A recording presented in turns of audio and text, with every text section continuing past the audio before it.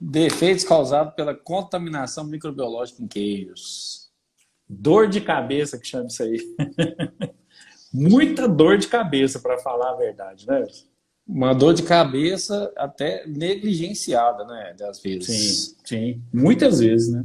A gente observa isso aí que tem muito problema com esse tipo de situação por conta de negligência mesmo, né? Até imperícia também. Mas muitas vezes por negligência, né? De itens muito importantes e que são deixados para lá, porque o importante é produzir, não pode parar, não pode perder tempo. Eu escuto demais essa desculpa. Eu não posso perder tempo, não posso parar, tem que produzir. Aí Aí costuma depois que o ter esse produto problema. retorna, não adianta reclamar, né? Aí tá com um custo Não pode parar, elevadíssimo. mas é um trabalho perdido também, né? Por outro Sim, lado também. perdeu totalmente o trabalho, né? Então vamos lá. Para começar aqui, a minha primeira pergunta é o seguinte: o que é contaminação microbiológica em queijos? Bom, isso aí é uma situação que a gente precisa definir bem, que o pessoal costuma confundir, né? Contaminação. Qualquer contaminação, ela vai prejudicar os queijos. A gente escolheu uma contaminação para falar de contaminação microbiológica justamente porque é aquilo que dá mais problemas. Mas a gente tem que lembrar da definição de contaminação. Contaminação é toda e qualquer substância que não faz parte do produto, né? E que pode estar ali no produto e que venha a causar algum tipo de dano, né? Que seja nocivo à saúde do consumidor. Isso nós estamos falando de contaminação de alimentos, né? Então, não é simplesmente, não é somente, né, contaminação microbiológica. A gente tem também a contaminação física, a gente tem também a contaminação química, né? Um exemplo de contaminação física muito comum na nossa área, né, de laticínios é fio de cabelo. Um fio de cabelo no queijo é uma contaminação física, né? Infelizmente, tem muitas situações dessa, né? O pessoal tem que tomar muito cuidado. Para cada tipo de contaminação, a gente tem um tipo de proteção. É por isso que a gente usa touca na área de processo, né? Para evitar que um fio de cabelo se desprenda e venha a causar uma contaminação física, consequentemente leva a uma contaminação microbiológica também, porque o fio de cabelo, né, tem lá as suas bactérias ali presentes. Mas a gente tem também contaminação química, né? Sim? Só voltando um pouquinho nessa contaminação física, eu queria te fazer uma pergunta aqui, que a gente já teve questionamento, isso até no nosso Instagram. Sim. Uma vez a gente fez uma postagem nossa do dia a dia, da gente manuseando uma mussarela, um processo de fabricação de mussarela sem luvas. Sim. E a pessoa até colocou assim, eu lembro muito bem do comentário que estava escrito assim, sem luva, não quero não. Isso é um tipo de contaminação física? O que acontece? Pode falar. O que acontece? O uso ou não de luva não tem legislação nenhuma que determina se deve ou não utilizar. É uma avaliação própria da empresa se ela entende que é importante para ela usar ou não a luva. Mas uma coisa eu posso te dizer, não é porque não usou luva que contaminou ou que o produto vai ficar ruim, muito pelo contrário. Muito pelo contrário, né? A gente já viu aí vários trabalhos mostrando que o fato de usar luva gera até mais contaminação para alguns tipos de alimento. Porque o pessoal confia que a luva não precisa de lavar a mão. Ah, não, eu vou usar a luva, não preciso de lavar a mão. E com isso, acaba contaminando muito mais os produtos. Então, o uso de luva não é obrigatório. Ele é opcional e ele deve ser feito em algumas áreas. Com certeza, em algumas áreas é interessante usar luva pelas ocorrências daquela área. Por exemplo, a gente está numa situação de embalagem primária. Eu indico usar luva nessa área de produção, porque ali é a proteção do queijo, não tem nenhum tipo de processo a mais que vai acontecer, nem de pasteurização, nem de salga, nenhum tipo de controle diferente. Então a gente pode fazer o uso de uma luva para proteger o produto mais. Lembrando que, por usar luva, não dispensa a higienização das mãos. Isso é o mais importante, porque tem alguns que usam luva e não fazem a higienização da mão. contamina o produto da mesma forma. Ô, Vou Luiz, tem uma pergunta aqui, ó. Hum. A Tamara está perguntando aqui, ó. A questão da máscara também. Antes do Covid não era obrigatório. Olha, Tamara, realmente a questão da máscara também é outro ponto que não é obrigatório, né? Só que a máscara já é uma convenção. Você já observa que praticamente todas as indústrias utilizam. E ela tem mais justificativo, Tamara, né? A máscara realmente tem mais justificativo. Por quê? Porque é um momento que você está produzindo e conversando, né? Infelizmente, a gente não tem como estar numa área de produção onde todo mundo fica em silêncio, né? Vai haver conversas e deve haver, né? Até necessário. É necessário.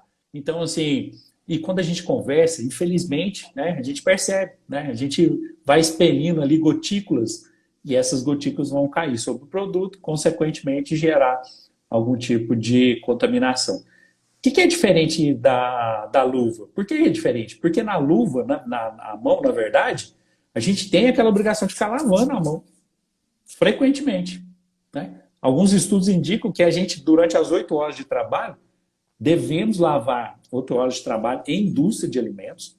A gente deve higienizar as mãos pelo menos 16 vezes. Se a gente for cronometrar, né, em 8 horas de trabalho, isso dá uma vez a cada meia hora, né? Parece ser muito, mas em determinados locais de trabalho, isso é até pouco, tem que fazer até mais, né? Então é diferente da boca, porque na boca a gente não vai ter como fazer algum tipo de procedimento que vai evitar a contaminação. Então o que a gente tem como fonte de evitar essa contaminação? É usar a máscara, né? Você falou essa Sim? questão da higienização das mãos aí, eu lembrei de uma situação aqui, é o seguinte, tem um cliente nosso, cara, que fez um negócio até muito interessante que serve aí pro pessoal que está acompanhando a live. Isso. Ele colocou lá dentro da fábrica uma luz com um contador, né, de tempo. E a cada 1 hora essa luz acende, é uma luz vermelha para chamar bastante atenção. Essa luz acende, que é para os funcionários pararem e fazer a higienização das mãos. Muito interessante. E tá funcionando, cara, tá dando certo, sabe? É interessante, é interessante. Porque assim, ó, e as mãos, a fonte de contaminação, se a gente pensar que a gente pode encostar num equipamento que não está higienizado, pode cair alguma forma no piso, o pessoal vai lá e costuma pegar. Então tem que fazer a higienização das mãos frequentemente, né? Essa é importantíssima. O Covid trouxe até, como se diz, uma clareza com relação a isso que você está falando, né? Todo lugar agora tem que manter as mãos sempre higienizadas. Você vai entrar em algum lugar, já tem um álcool em gel. Supermercado, agora, mesmo você tem que higienizar até onde você vai passar com o carrinho e tal. E não tem esse negócio, o pessoal costuma falar assim, mas então, se lavar a mão é importante, então tinha que usar a luva para proteger. Você não usa a máscara para proteger? Né? Só que o fato de usar a luva, você poderia usar a luva, só que teria que fazer a higienização da mesma forma. Com a mesma frequência, com os mesmos cuidados, né? Então é por isso. Aí a luva é muito indicada, né, para aquele colaborador que sofreu algum tipo de corte na mão, né, que é um corte pequeno e que não vai causar, né, não está infeccionado, nada disso. Aí, então aquele colaborador pode fazer um tipo de curativo e fazer o uso da luva. Aí sim é indicado, porque ele pode continuar manipulando, porém com a proteção da luva, né? Isso é importante. Agora a máscara realmente não tem procedimento para a gente fazer que vai evitar que essas gotículas sejam dispersadas. Então a proteção é realmente o uso da máscara. Lembrando que a máscara tem que cobrir o nariz e a boca. Isso é importantíssimo. Não adianta aquela máscara que fica cobrindo só o nariz. Não serve. E outra, né? É muito importante, né, Wilson? O pessoal costuma usar a máscara para falar assim, não, eu estou usando máscara porque eu estou usando bigode. Aí eu uso a máscara. Ela não foi feita para isso, né? Isso não tem discussão. Você estava falando eu te interrompi quando você estava falando da contaminação microbiológica. Contaminação.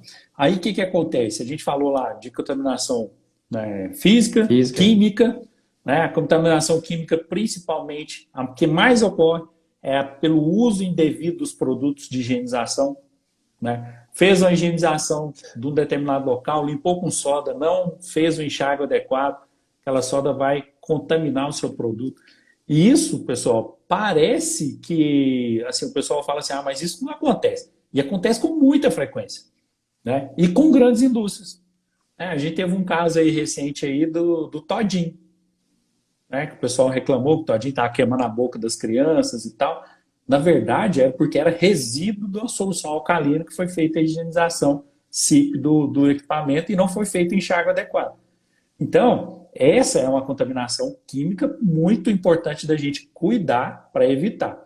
Mas hoje o nosso foco é a contaminação microbiológica, que é aquela que acontece devido à contaminação por bactérias, por fungos, por leveduras, que não são próprias do nosso processo. E isso é interessante, porque no nosso processo de fabricação de queijo, a gente tem bactérias próprias para o nosso processo. Fungos, a gente tem leveduras para isso. Né? Mas, nesse caso, a contaminação é daquelas que não fazem parte, que são indesejáveis. Né? Essa é a contaminação microbiológica que a gente tem aí. Oi, Wilson, a Tamara também fez uma outra pergunta aqui. Ó. Ela está falando assim, estou com um problema, meus colaboradores estão reclamando sobre a temperatura da água, que vai à mussarela. Pensei em luva de PVC de cano longo, porém tenho que garantir que eles vão higienizar. Com certeza, Tamara, esse é um problema sério mesmo que a gente tem. E lembrando que assim, o processo de fabricação de mussarela, com certeza, né, a água tem que ter uma temperatura elevada para a gente conseguir fazer a filagem adequada e vai ser um pouco complicado. Mas a gente tem luvas hoje que tem essa proteção, mas também não vai resolver muito não, viu, Tamara? Pode ter certeza disso. Não vai resolver 100%, mas o fato de usar a luva já ameniza. Né? Só que eu te recomendo... Qual é o volume de leite, Tamara? Coloca pra gente aí, só pra gente saber Isso. qual o volume de leite você usa para fazer mussarela. Agora, uma coisa, Tamara, luva, normalmente hoje a gente usa uma luva nitrílica. É justamente porque a gente tem problemas aí, luva de procedimento, né, látex, tem que ser banido. Né, a gente não deve utilizar. Né, justamente porque o látex também é um alergênico. Então a gente deve evitar, porque se a gente faz uso, deve declarar na rotulagem, é bem complexo. A luva nitrílica é a mais indicada para isso. E tem ela de cano curto e cano longo. Então, ajuda, mas falar com você que vai resolver o problema do pessoal reclamar de temperatura, acredito que não vai resolver. Né? Mas ajuda bem. Oi, o Santa Marta está falando, ela trabalha lá com 30 mil litros de leite, mais ou menos. É um volume bem expressivo. Mas você está fazendo essa mussarela manual, Tamara? Pelo jeito que você falou, está fazendo manual, né? Não, deve ser o pessoal pegar ela do equipamento, né, para virar, alguma coisa assim, né? Não deve ser Coloca manual. Fala aí pra gente aí, Tamara. O volume é bem alto para ser manual. Eles reclamam mais da água gelada. Ah, tá, é da água gelada. O pessoal está reclamando. Tamara, mas aí não tem solução. Vou ser bem honesto com você, não tem solução. Sua solução seria você ter um processo que eles não coloquem a mão na água. Né? É um processo contínuo. A gente tem processo de fabricação de mussarela contínuo, em que a mussarela já é moldada e já cai na água gelada, na salmoura, né, na hidrovia, e depois finaliza lá, já sai a peça já no ponto para ser colocado para secagem. Mas o que acontece? Se ele tiver que colocar a mão, realmente não tem luva que vai resolver. Pode ter certeza disso, não tem luva que vai resolver isso. Né? Felizmente, é assim mesmo. Tá bom? E quais são os principais tipos de contaminação em queijo? Bom, o que acontece? A gente tem muita contaminação que acontece principalmente por bactérias. Essa é a mais comum que a gente tem. Né? Contaminações por bactérias. Normalmente, bactérias patogênicas que não fazem parte ali do nosso processo de fabricação. Entre elas, a gente tem dois grupos de destaque, né? Que são o grupo que provoca problemas bem rápido, que é o que a gente chama que provoca estufamento precoce. Esse grupo de bactérias que causa estufamento precoce no queijo, que é um defeito gravíssimo, é o grupo de coliformes, principalmente o grupo coliformes, que eles desenvolvem rapidamente. Esse grupo de coliformes desenvolve rapidamente e eles produzem ácido lático e gás, né? Produzem bastante gás. E esses gases fazem com que o nosso produto chegue a estufar, inchar, né? Cada local o pessoal fala de um nome, mas o produto vai inchar. E isso é muito comum em vários tipos de processo, né? Desde queijos de umidade média, baixa, alta, muito alta, pode acontecer esse tipo de contaminação. E o interessante é que esse tipo de contaminação é o que tem maior facilidade de correção. É o que a gente tem maior facilidade de prevenir. Né? Não é nem de corrigir, de prevenir. Por quê? Porque são bactérias que são eliminadas facilmente por temperatura, por utilização adequada de produtos químicos, né? Então elas são eliminadas facilmente. Por exemplo, né? As bactérias do grupo coliforme, elas não resistem ao processo de pasteurização, que é base, né? Qualquer produção de queijo que a gente vai fazer hoje, o leite deve ser pasteurizado. Sim. Na temperatura adequada, entre 72 e 75 graus por 15 a 20 segundos. Passar abaixo de temperatura resolve alguma coisa? Não resolve. Não resolve. Né? Não adianta. Estou perguntando isso que eu escuto. Aí tem, não, eu pasteurizo o meu leite aqui. Com qual temperatura? 70. É errado. Não, já ouvi falar 68, cara. Não, mas é um erro, né? Isso que assim, esse 68, 70, existe um processo que a gente usa o pasteurizador e que a gente passa o leite nessa temperatura, mas é um processo que a gente chama de termização, não pasteurização. Termização é por quê? Porque essa temperatura ela é suficiente para eliminar uma grande parte das bactérias patogênicas, sim. Então a gente tem uma redução bem drástica do número de bactérias no leite, porém a gente não consegue a mesma eficiência da pasteurização. A pasteurização tem a eficiência de 99,9% de eliminação de bactérias patogênicas. Ao passo que a termização, não sei te precisar qual é a eficiência, mas ela elimina grande parte, isso aí é certeza. Mas não é correto a gente termizar um leite para produzir queijo. De forma alguma, esquece isso, só vai te trazer problema, não tem, né, nenhuma recomendação para isso. É pasteurizar mesmo. Então, fazendo a pasteurização adequada, esse grupo de bactérias que causa estufamento precoce, ela é eliminada. Né? Ou seja, temperatura adequada, a gente já elimina essas bactérias. Higienização adequada do tanque, da queijomate, já elimina essas bactérias. Né? E a higienização, que a gente fala, para ter eficiência, isso é um detalhe hoje, que gera muito problema. O pessoal sempre fala assim, mas eu fiz a limpeza certinha e contaminou o queijo. Não fez certo. Se fizesse certo, não contaminava. Então, errou, com certeza errou. E por que eu falo que errou? Porque a higienização adequada, ela tem alguns passos que devem ser seguidos. Qualquer higienização de qualquer equipamento tem que ser seguido os 4 passos básicos da higienização. Que é pré-enxaguar, aplicar os detergentes e os métodos específicos de higienização, esfregar, imergir, dependendo do tipo de equipamento ou utensílio que está sendo feito, enxaguar e sanitizar. Isso é higienização. Então não adianta o cara falar assim, não, o tanque da queijomate acabou de fazer um queijo lá, vai lá e joga uma água quente lá que já está pronto para fazer outro queijo, não precisa te preocupar. Precisa preocupar sim. Né? Eu estou falando queijomate porque normalmente são empresas de grande volume e que têm uma necessidade de tempo muito acelerado aí para conseguir produzir todo o volume. Então é errado. A gente tem problemas por isso, principalmente em produção de mussarela.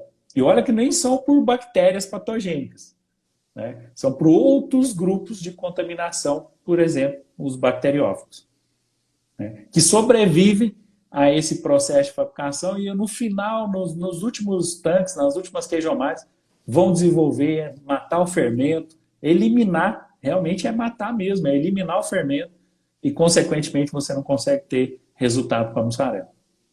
Então, tem que tomar muito cuidado com esse processo de higienização. Esses 4 passos básicos, eles devem ser aplicados em qualquer processo de higienização. Importantíssimo. E com isso, a gente fazendo esses 4 passos básicos, fazendo uma pasteurização adequada do leite, lembrando que o pasteurizador tem que trabalhar o tempo inteiro no modo automático. Né? A gente fala assim, Wilson, não, mas o meu pasteurizador, eu pasteurizo temperatura entre 72 e 75 sempre. Aí você chega lá para ver o equipamento Manual. lá no manual. Qual que é a sua garantia de que está funcionando a pasteurização? Nenhuma. Porque pode acontecer ali da temperatura cair e subir novamente, rapidamente, e você falar assim, não, tá certinho. Né? Não tem problema.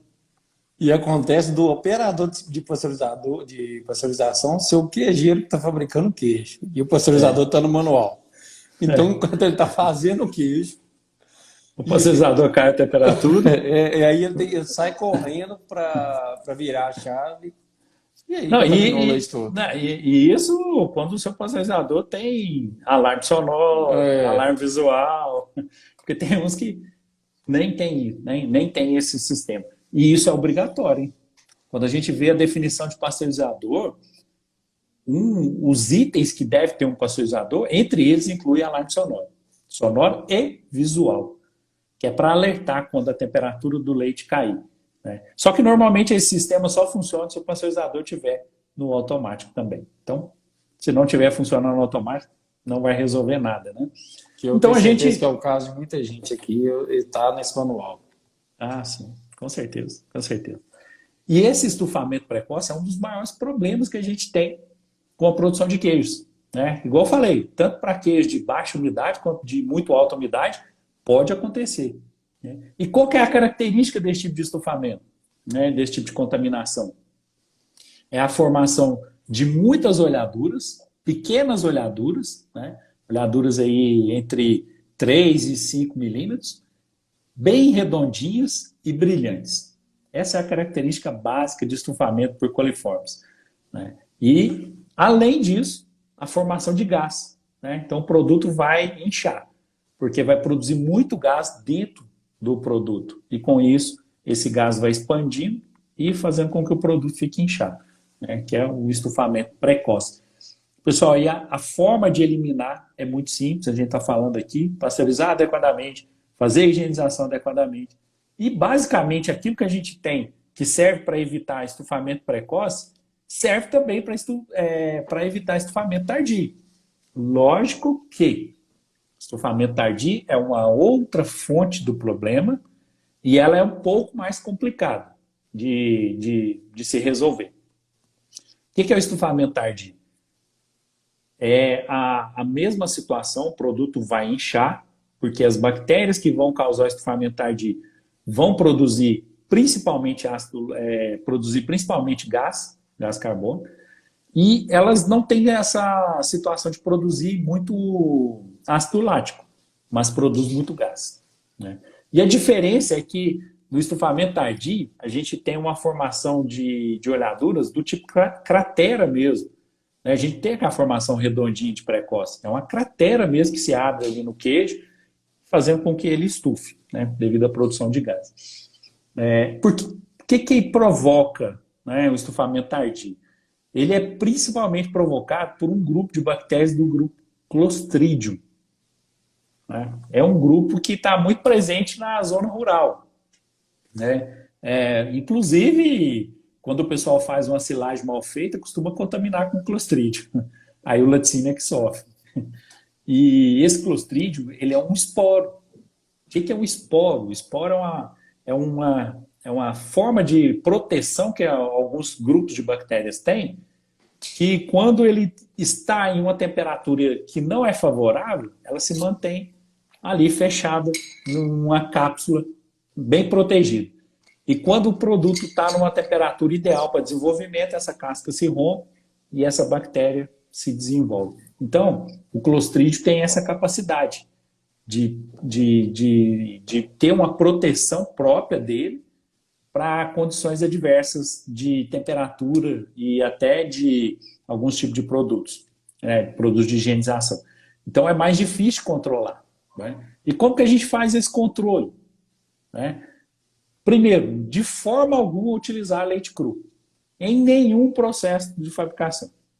Isso já ajuda bem. Outro detalhe muito interessante é a gente fazer uma centrifugação desse leite. Seja na desnatadeira, na padronizadora, ou na clarificadora, ou na bactofuga. Isso é muito importante. Né? Porque ele é um grupo de bactérias que, com a centrifugação, a gente tem uma pequena separação dessas bactérias que vão ali com os resíduos desses processos. Então, ajuda muito. Então, quem tem capacidade de... Para quem não conhece esses 4 equipamentos que você citou aí agora, dá uma breve explicação rápida, por favor. Sim. Esses equipamentos, essas centrífugas, né, porque o processo é o mesmo, é centrifugação, elas têm algumas diferenças. A desnatadeira serve realmente para desnatar, o leite vai entrar, ela vai girar em altas rotações, fazer com que a gordura separe dos demais componentes do leite e, consequentemente, a gordura é retirada por um lado e o leite desnatado para o outro. A padronizadora faz o mesmo processo, mas ela tem um sistema de reincorporação de gordura. Ou seja, aquela parte daquela gordura que está saindo, daquele creme que está saindo, nós reincorporamos ele no leite para que a gente tenha um leite com o teor de gordura que desejamos. Já a bactofuga já é um sistema um pouco diferente. Né? A função básica da bactofuga é centrifugar o leite e separar.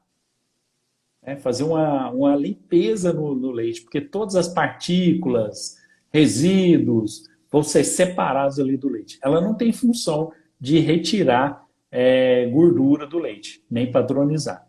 Né? Ela tem uma função específica de separar esses resíduos, né, com peso molecular um pouco maior. Então, é o que a gente chama de limpeza do leite. Né? É engraçado essa expressão de limpeza do leite, mas é uma limpeza mesmo.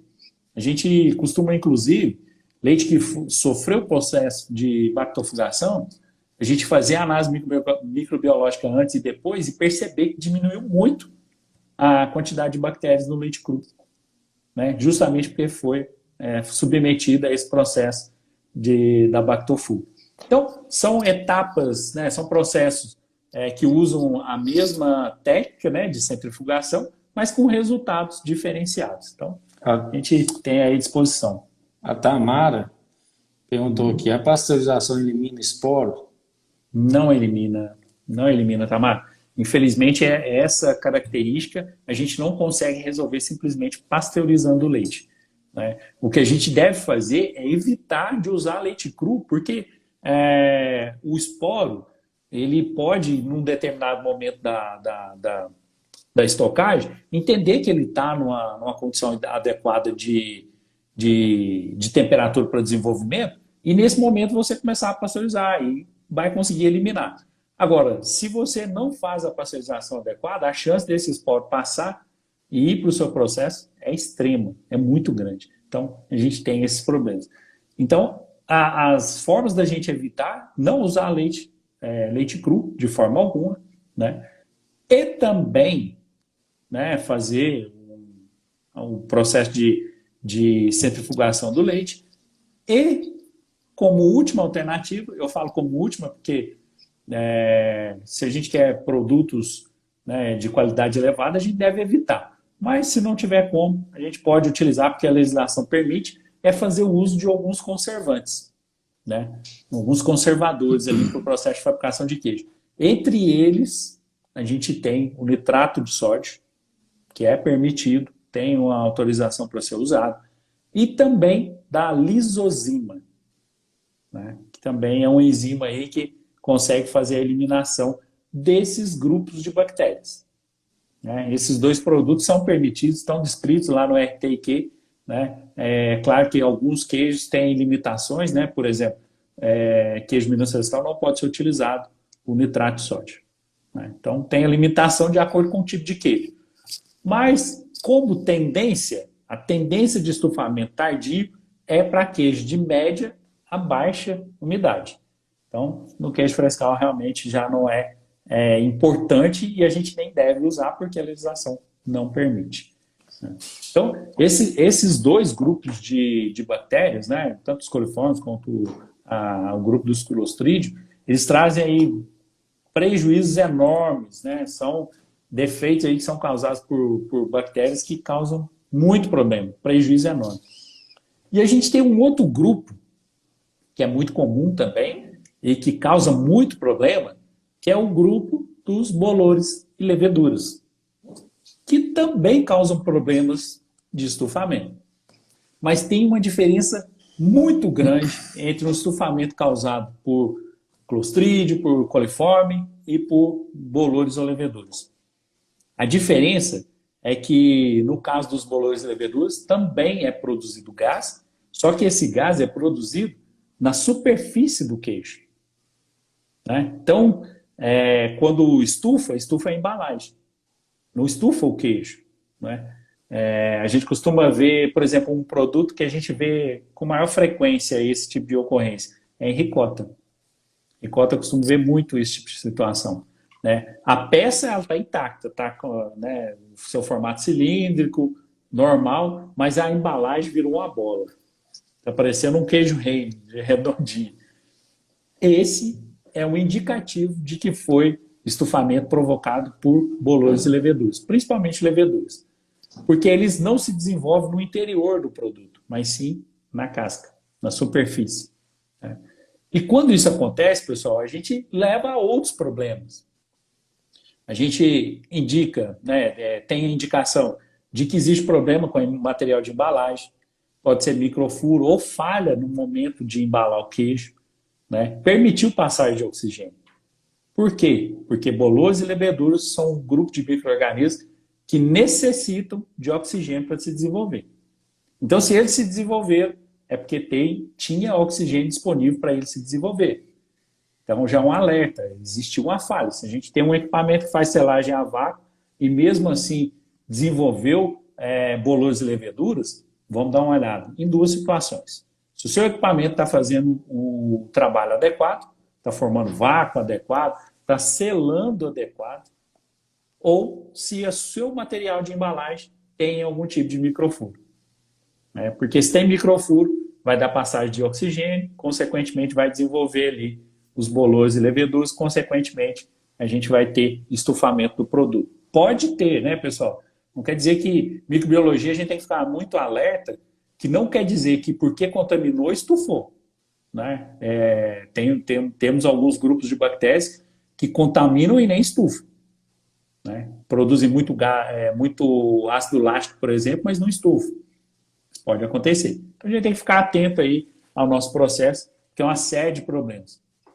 E com relação à embalagem, o que a gente mais vê é falha no processo de embalagem e não da embalagem. Falha por quê? Porque o pessoal vai colocar ali para fazer a selagem e dobra a embalagem. Né? Muitas vezes deixa dobrada em algum ponto. Então a selagem ela acontece, só que ela não é perfeita. E com o tempo vai passar oxigênio, consequentemente pode provocar esse tipo de problema aí para vocês. Então, ficar atento que conseguimos evitar com certeza esse tipo de alteração no queijo. Éder, eu queria te fazer uma última pergunta aqui, porque que eu vejo que isso é muito negligenciado nas indústrias. Umidade, condensação e empoçamento. Sim. Pode gerar contaminação e quais prejuízos pode acarretar? Com certeza, né? A gente tem, assim como a gente tem os 4 passos básicos da higienização, a gente tem 3 condições importantes para o desenvolvimento de bactérias e micro-organismos de maneira geral, né? Eles precisam de água, precisam de temperatura adequada e precisam de nutriente. Ou seja, se você corta um item dessa lista, a dificuldade deles desenvolverem vai ser maior. E com isso a gente evita muitas vezes o problema. Então, quando você fala aí de umidade excessiva, né, no ambiente, com certeza pode provocar condensação. E condensação na área de embalagem, então, é péssimo.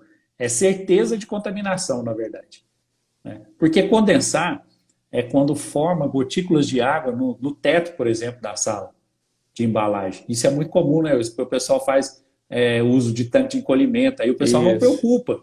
Não preocupa, não, tá pingando água aqui, mas é por conta do tanque de encolhimento.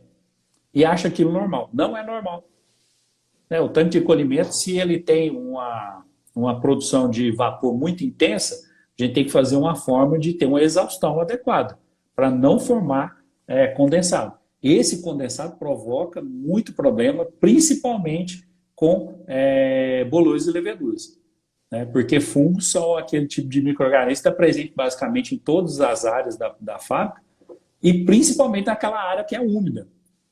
Lembrando daquela situação, ele precisa de umidade, precisa de nutrientes e temperatura. Agora imagina numa sala de embalagem, que a gente tem ali o tanque de encolhimento, que já por si só já aquece um pouco o ambiente, umidade excessiva, porque está deixando condensar no teto, e depois pinga no produto o nutriente que ele precisa para desenvolver. Então, é fonte com certeza de contaminação esse tipo de ocorrência. E quando você perguntou isso de empoçamento de água, o pessoal fala, isso aqui tem problema não, a gente trabalha na indústria de alimentos, tem que estar molhado mesmo. Isso. Muito pelo contrário, não é assim. Vai molhar porque é necessário a gente fazer a higienização. Só que quanto mais água no ambiente, maior a possibilidade de desenvolvimento de bactérias.